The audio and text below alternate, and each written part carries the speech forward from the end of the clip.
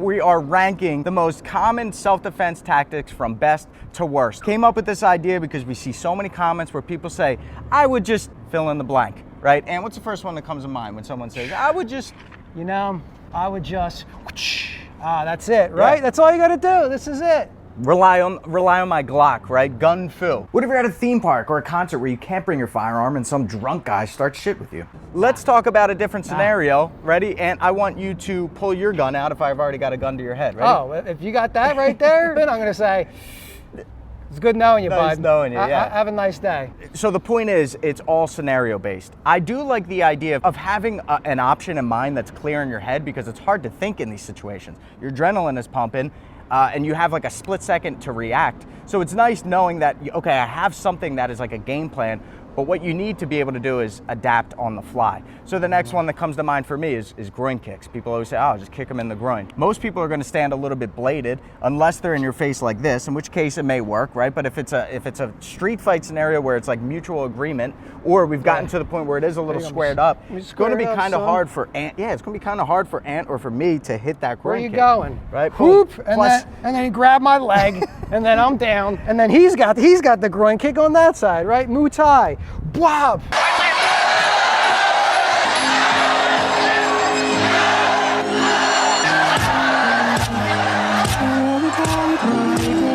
And here's the thing, right? Like, it's a small target. Yeah. Sorry, maybe not for Ant, but it is a small target. Leg kicks are certainly a viable option. Groin kicks, absolutely a viable option. But with your adrenaline pumping, usually you don't feel that right away. Like a lot of times in MMA, they milk it because they're tired and they get kicked in the groin. They're like, oh wait, yeah, that was a groin kick. Let me take 3 minutes to catch my breath here.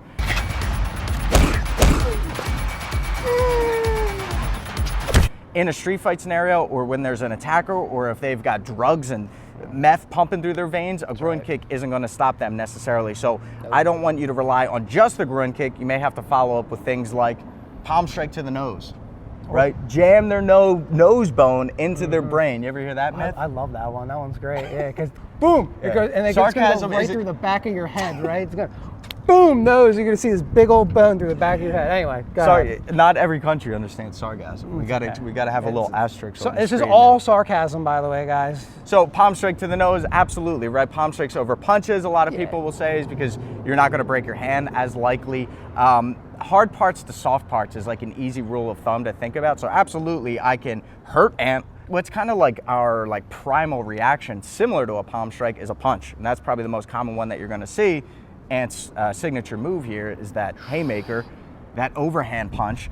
And this, I will say, is a pretty viable option because we see a ton of knockouts. People usually lean to get away and they get clipped on the chin and they go down. So Ant gets a ton of momentum on that shot. If his accuracy is decent and his timing is decent and he hits me before I hit him, it could wobble me, it could knock me out unconscious, it could deter me from wanting to attack anymore. So I would actually say the haymaker punch, believe it or not, is a very dangerous weapon, but also a very beatable one too. And, I mean, if you freeze up, it's going to hit you, but anyone who's got, it's going to take, look at all this choreographing. Look at, Shane, I'm not even halfway into the haymaker stance, and I'm in the mud over there. You can't see it right now, but there's a stream. It's streamed now, it's going on. I see it. So haymaker might work if you freeze up. No, but you got to watch Fight Tips videos. They're going to tell you not to freeze up and how to win the fight. All right, next, I would just double leg them and ground and pound. Not gonna lie, a good double leg and ground and pound is a very common way to finish a street fight. A lot of people say, don't go to the ground on a street fight. Tell that to the high school wrestler that just double legged you onto your back. Most people don't have good takedown defense. And if you're used to wrestling, then you know what it's like when someone is giving full resistance, trying to fight back. All right.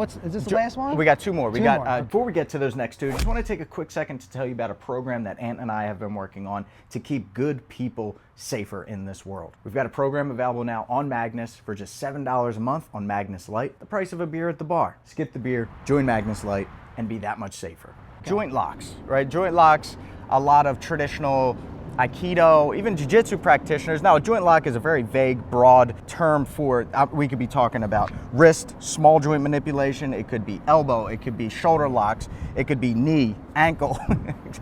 Exactly. Now, if you're thinking from a point of view of a Steven Seagal movie, I'm going to grab wrist by the end and I'm going to flip him and he's going to do a triple backflip this way. Do a cartwheel. Now, it's not that it doesn't put stress on the joint. It's that it's going to be hard for me to just time it to where I can grab Ant's hand out of the air. Maybe if he's got his hand on my shirt, but if he's swinging both his hands and punching and hitting me, I have to have good boxing and defense and footwork in order to maintain balance before I can then even grab his wrist to do something that would nullify his further attacks.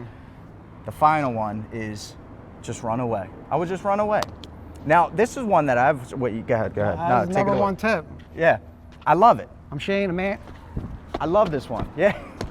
That's it. And that's this fight. No, and this is a great option. I love this one because you avoid someone getting hurt, you avoid going to jail, you avoid the legal repercussions. But the thing is, what if you're not fast? Or what if your attacker is faster than you? Or what if you're in a room? Or what if you're on a bus? What if you can't just run away?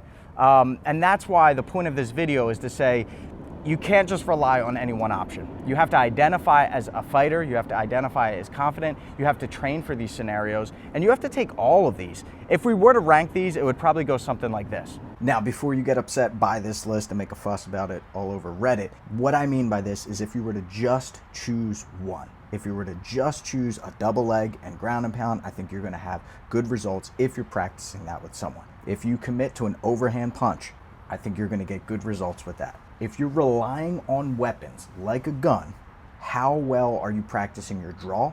Is it available in every scenario? No, we talked about earlier in this video that you may not be able to have that firearm on you at all times. If you can't get to your gun, how well trained are you in hand-to-hand combat otherwise? Palm strikes are good if you're practicing your boxing. It's all the same mechanics. Just run away works if you're athletic, if you're fast, if the environment allows for you to just run away. Groin strikes, headbutts, eye pokes, again, all great options that you should be mixing in with your grappling, with your striking. But again, small targets and motor skills that if you haven't practiced them may not come naturally. And joint locks at the bottom. If we're just talking about joint locks, specifically those Aikido style joint locks, I think if you're training jiu-jitsu regularly, you are tempered, you are conditioned, you know what it's like moving with another body who is giving you full resistance, and that is going to get you ready for a street fight. So if we were to take grappling in general, I would rank that much higher.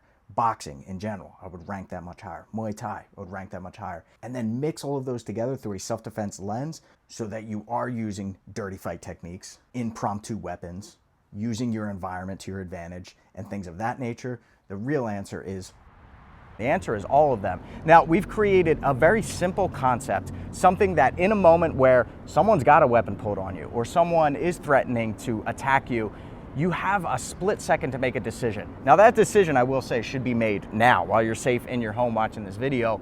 What do you do in that scenario? How willing are you to make sure that you're safe or that your friends and family are safe? Because you don't want to have to make that decision in the moment. Me, I know exactly what my moral beliefs are, and I'm gonna make sure that Ant and I are safe if someone were to come up right now and attack us, no matter what. And I'll deal with the legal repercussions afterwards. But not everyone believes that for religious reasons or morality reasons. But what I will say is if you believe in your own personal safety, I want you to click the link in the bio below. We have a very, very simple course that I promise will make you and your loved ones safer. Watch this, it will give you the tips that you need so that in the moment that you have to just make a decision and go, you will be the one that comes out on top. Ain't got anything to add? That's it. Till next time. Chicken Caesar. Chicken Caesar. Till next time. All right. I'm Shane. I'm Ant. I don't want this to be over. Can we just keep filming and you don't have to... We keep filming. Oh, they're coming back. They're coming back. The graffiti police. They're coming to get us. I know, he just painted the whole thing. Yeah, he did. He just came and just did one a little... All right, guys. All right. Until next time. I'm Shane. I'm Ant. Fight tips. For the underdog. You missed the clap. You gotta be kidding me. You gotta be flipping kidding me. Fight tips.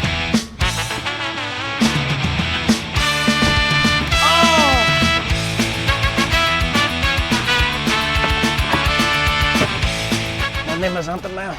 I killed my father. Prepare to die.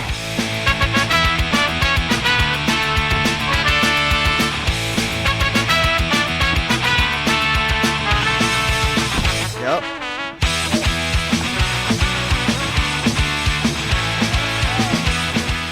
50 years old, still killing it. My name is Ignacio Gunblacus. Everybody's been asking where Ant's at. This is where I live. MTV Cribs. Thanks for coming and seeing my life. Until next time, flight tips.